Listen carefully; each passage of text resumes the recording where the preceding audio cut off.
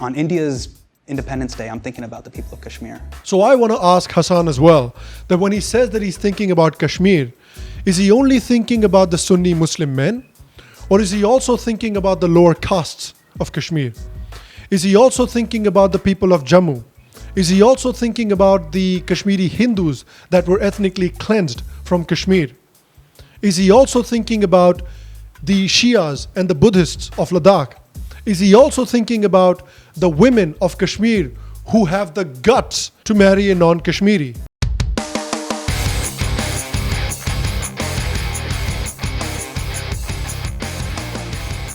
Hello, and welcome to another edition of the Sham Sharma Show. Thank you very much for joining me today. Thank you very much for watching. I appreciate you. It's Rebuttal Day, everyone. So recently, as many of you might be aware, the Indian government revoked the highly discriminatory Article 370 and fully integrated India into Kashmir.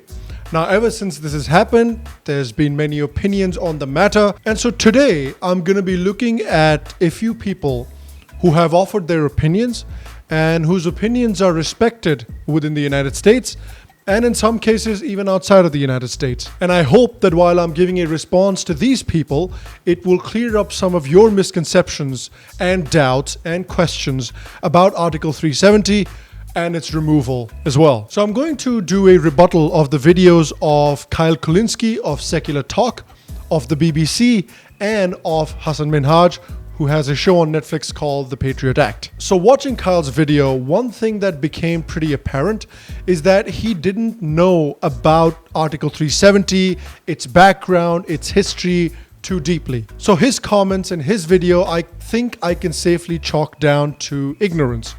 But the BBC and Hasan Minhaj, they know about this issue. They know about the background of this issue. So I'm not 100% sure why somebody like the BBC or someone like Hasan Minhaj is spreading misinformation about Article 370 and its removal. But let's take a look at them anyway. The region that's technically part of India is basically semi-autonomous, and they're self-governing according to an old agreement. Well, India just decided, we're going to rip up that agreement. And we're going to say you're no longer semi-autonomous. And they went as far as to crack down and declare like martial law. I can't help but think when I think about independence and autonomy, I can't help but think about the people of Kashmir and everything that's going on right now with Section 370. Kashmir has been they've been in this custody battle between India and Pakistan. They've been this political pawn used by both countries. And it's really, really terrifying. And I'm scared because I think that things are only going to get worse. And we're seeing an erosion of autonomy. It's kind of like a brazen crackdown and just an attempt at total and complete occupation and domination and control. Now see, all of that sounds absolutely horrible, doesn't it? But is it all true? Well, let's take a look. Let's start with a brief history of the Kashmir issue. So in 1947, when India was gaining independence, it was torn into two countries, Pakistan and India. And at that time, India was made up of various princely states. And all of those princely states had two choices: to join either Pakistan or India. Every single state made a choice. And Jammu and Kashmir was just like any other princely state. It was also given that choice. So there was nothing special about the status of Jammu and Kashmir then. However, the king of Jammu and Kashmir, Maharaja Hari Singh, started to dilly-dally a little bit. So while he was dilly-dallying, Pakistan sent its Afghan tribal raiders into Kashmir to try and take the state by force, which, by the way, that's fucking illegal. Well, so this is an article, a part of the Indian constitution. And, as you said, this was a promise made by India to Kashmir at the time of partition, because at that time, Kashmir was a princely state. Both India and Pakistan wanted it to be a part of, each country. And India said to Kashmir that, if Kashmir becomes a part of India, then it will have this special status. So as you heard, the BBC claims that the special status is somehow part of the accession agreement. But that's not true at all, as we will see. So when the Pakistanis sent the Afghan raiders to take Kashmir by force, the king of Kashmir, Maharaja Hari Singh, obviously panicked and came to India for help. India said that, hey, look, man, you already have a choice.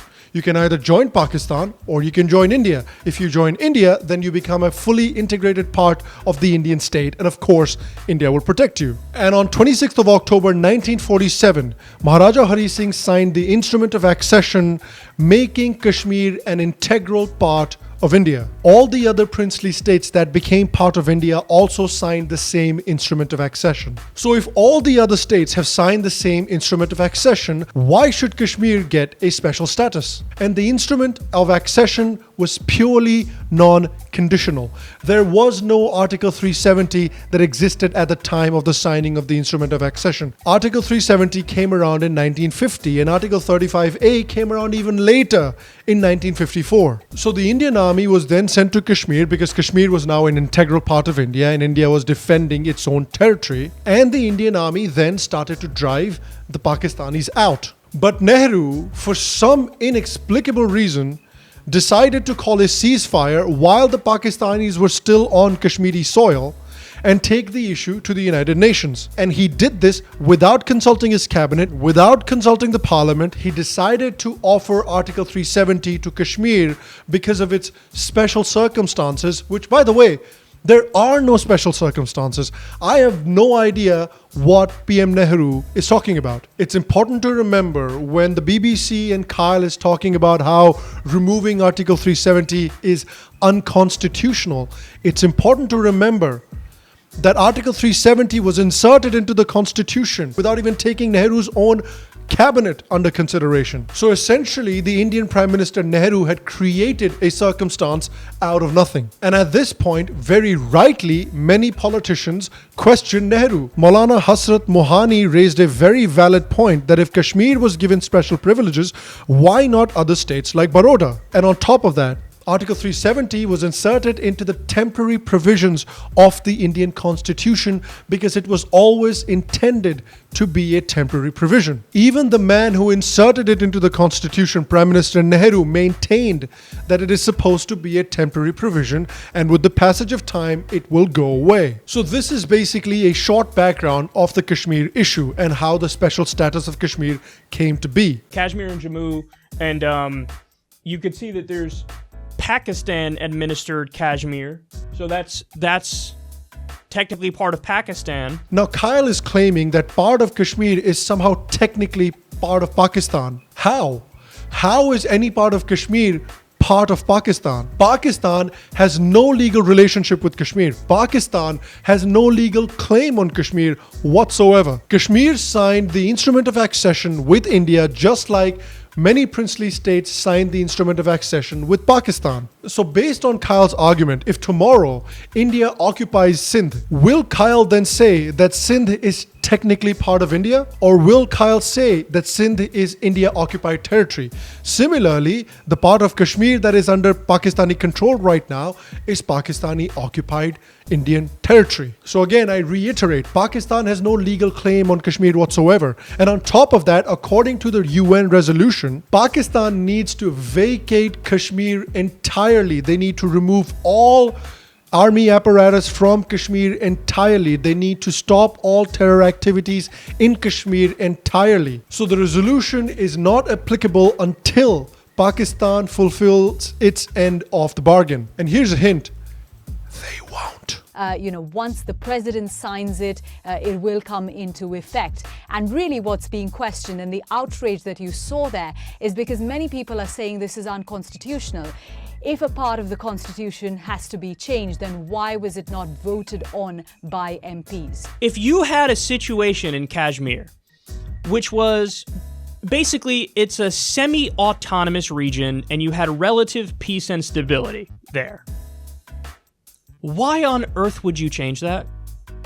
Why on earth would you do anything to move us away from that relative peace and stability? So now again, the BBC and Kyle claim that removing Article 370 is unconstitutional. So there's two questions here that we're going to answer. The first question is removing Article 370 unconstitutional? And second question is, was there relative peace and stability in Kashmir during the application of Article 370?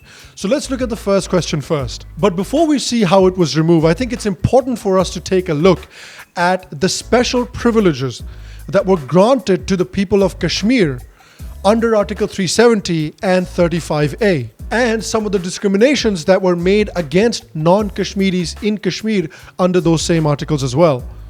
So under Article 370 and 35A, non-Kashmiris could not be employed under the state government.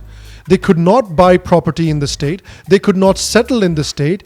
And they had no right to get scholarships or any other forms of aid as the state government may provide. Doesn't that sound like discrimination? So no big companies would ever come and set up shop in Kashmir because they could never buy property in Kashmir. So potentially Kashmir is missing out on thousands and thousands of jobs and good education programs. If people have well-paying jobs, if people are well educated, do you really think that they are going to have the time in the day to go out and throw stones from 9 to 5? On top of that, this article heavily discriminated against Kashmiri women. A Kashmiri man could marry a non-Kashmiri woman, and the woman would gain the same special privileges that the Kashmiri man had, and so would their children. However, if a Kashmiri woman married a non-Kashmiri man, she would lose her special privileges. She would lose her state's rights. The man and their children would also not get the state's rights in that case. So the Kashmiri woman and her family would lose their ancestral Kashmiri property, and their kids would not be able to inherit the woman's property as well. Now tell me, how the hell is that not discrimination? Article 35A is a perfect example of a bill designed specifically to cater to the patriarchy and to keep the women down. Oh, and it gets worse. Article 35A also heavily discriminated against the lower castes in India. The lower caste Valmiki community was brought to Kashmir in 1957 to do manual scavenger work. But under Article 370, this community did not have the right to buy property in Kashmir, to get a state job, or to get state scholarships for college education. All of that because they're not Kashmiris. So they can clean your sewers, but they can't get a job in your bloody government? This is essentially tantamount to discrimination on the basis of caste, and it is a clear violation of the Indian Constitution. The picture you are seeing is of a 19-year-old Dalit girl, Radhika Gill. Her family was brought to Kashmir to work as sweepers in 1957. Radhika cleared the Border Security Force entrance exam. Radhika is also a top athlete, but Radhika can only get a job as a sweeper. And this is only because of Article 370 and Article 35A. Is this fair? Also, by the way, when people are talking about Kashmir, I think they forget that Jammu and Kashmir isn't just the Kashmir Valley. Jammu and Kashmir also consists of the area of Jammu and Ladakh. What happened because of Article 370 and 35A, that it concentrated power in the hands of powerful Kashmiri families who took all the good government jobs, which is basically the only kinds of jobs available in Kashmir. So they took all the good government jobs and they pocketed all the central funding that they got from the government. There was an amazing speech that was given by a member of parliament in the parliament recently who hails from Ladakh, who spoke about how the Kashmiri politicians under Article 370 and 35A heavily discriminated against Ladakh. I would really recommend you to go check out that speech. It will really open your eyes about what was happening with Ladakh under Article 370. He told the story of how all the central funding that came for the entire state of Jammu and Kashmir was pocketed by the Kashmiri politicians, and Ladakh got nothing. He spoke about how all the good government jobs were taken by Kashmiris and Ladakh got nothing. How is any of this fair? Oh, by the way, it still gets worse. Radicalization and terrorism has spread like cancer in the Kashmir Valley. This radicalization that was brought about by the special status granted by Article 370 directly led to the ethnic cleansing of 400,000 Kashmiri Hindus from Kashmir in 1990. They were murdered and driven out of their ancestral homes where they've lived for thousands of years, and they still haven't gotten justice to this day. On top of that, there are a massive number of terror attacks in Kashmir every year.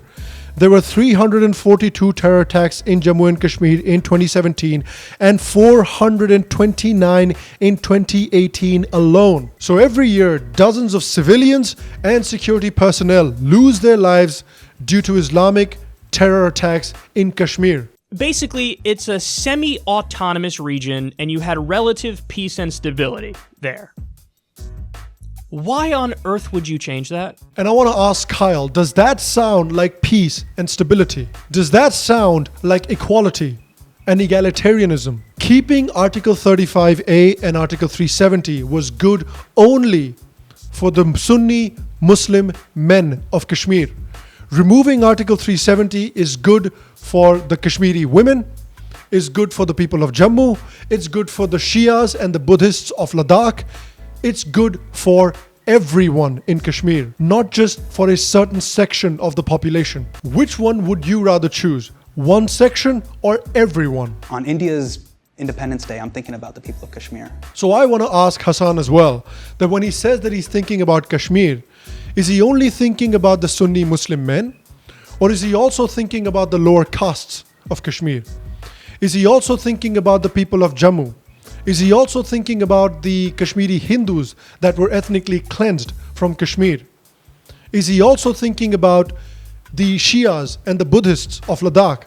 Is he also thinking about the women of Kashmir who have the guts to marry a non-Kashmiri? You know, I get the feeling he's only thinking about one section of the population. So do Hasan, Kyle and the BBC support this discrimination against the lower castes, against the women and against the people of Ladakh and Jammu, simply in favor of the Sunni Muslim men of Kashmir Valley? Because if they do, then they can't call themselves liberal progressives. That is not a very liberal progressive sentiment. And so because the Article 370 and Article 35A were so discriminatory, the government finally decided to remove it. And Article 370 contains a clause about its removal and also says that it can be repealed by a presidential order or can be modified from the date that the President of India specifies. However, this requires the recommendation of the state's Constituent Assembly, which had been dispersed in 1957 after the state adopted its own constitution. Now, Clause 1 of Article 370 also allows for presidential orders from time to time with the Constitution application to Jammu and Kashmir Order 1954 being the one that brought in Article 35A.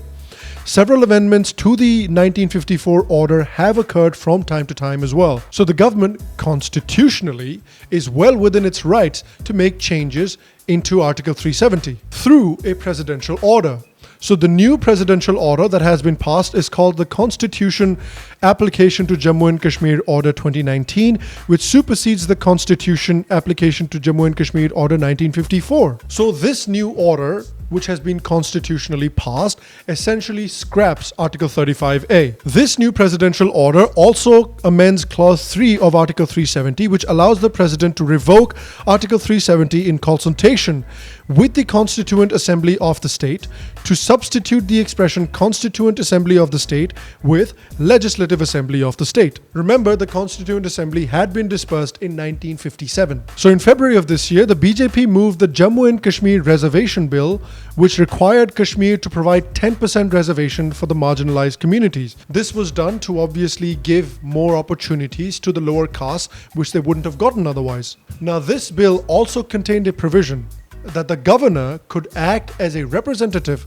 of the Legislative Assembly if the state did not have a functioning Legislative Assembly, which it doesn't have at the moment because there's governor's rule in the state. So this presidential order was passed by the president and by the governor, who acted as the representative of the Legislative Assembly as well. So everything has been done legally and within the bounds of the Indian Constitution. And the thing at the end of the day is that the provisions to remove Article 370 were provided within Article 370 as well. And this is because Article 370 was always supposed to be a temporary measure. And after this, the removal of Article 370 and the Jammu and Kashmir Reorganization Bill were passed by both the upper and lower houses of the Indian Parliament. So can you explain to me how the hell this is unconstitutional? In fact, you could argue that the way Article 370 was inserted into the Constitution without taking the Parliament really into consideration consideration was more unconstitutional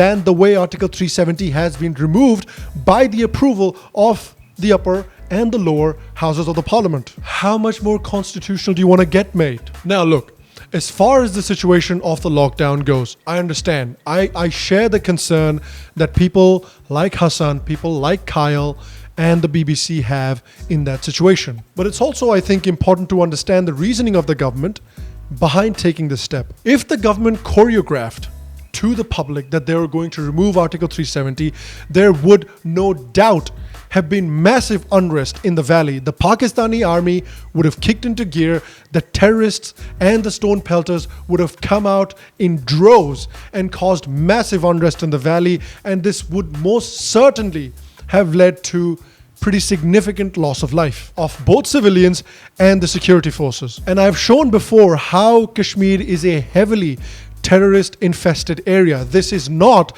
some kind of a peaceful, stable area. This is an area infested with terrorists and radicalization. So if these radicals and the terrorists got any whiff that the government was planning to remove Article 370, you could bet your bottom dollar that there would be bloodshed in the valley. And so the government took proactive measures to make sure that the terrorists or the Pakistani army did not get a chance to cause havoc in the valley. You see, you need to understand that separate status and special privileges are what these terrorists and the radicals have been fighting for, because they want to see Kashmir free from non-Muslims. They want a Kashmir that is only for Muslims. They hate the beautiful multiculturalism that thrived in Kashmir, which is why they got rid of the Kashmiri Hindus. And they understand that full integration of Kashmir into India means better economic opportunities, better education, which ultimately means less and less people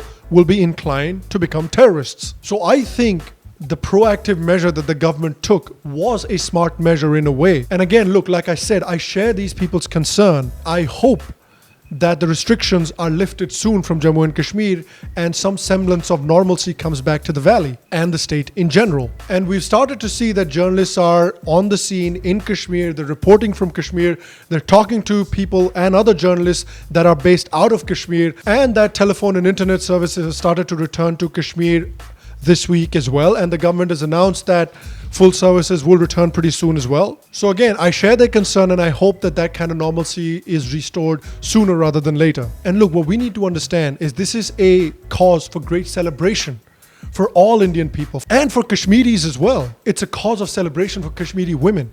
It is a cause of celebration for the lower castes. It is a cause of celebration for the people of Jammu, for the people of Ladakh, and for the Kashmiri Hindus that can now start to dream about returning to their ancestral homeland. It should also be a cause of great celebration, because the Indian Constitution treats all people as equal under the law, and now we have true equality in Kashmir. See, I think Kyle, does not know enough about the background of this issue, about the background of the article, and about the history of Kashmir and Article 370.